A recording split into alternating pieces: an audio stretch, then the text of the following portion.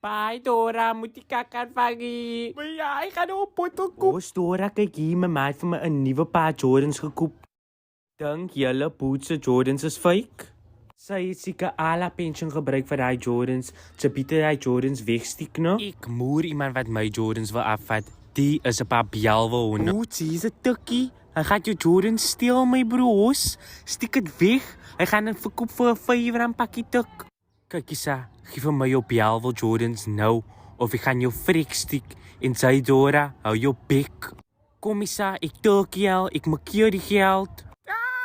Moet je van jou chas houden, die los van mij af, je tukmonster. Kyk Isa, ek gaan jou in jou poesin maak. Weet jy wie's my pa?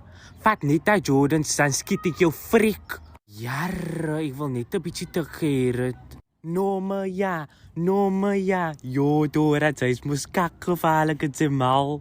Boots, gaat sy nie saam met my die bottel koopie? Hoekom loop sy weg, hè? Nee, wag, kom jy saam met my broers gaan 'n bottel nou syp? Oh ja, zo wie je die vijftel.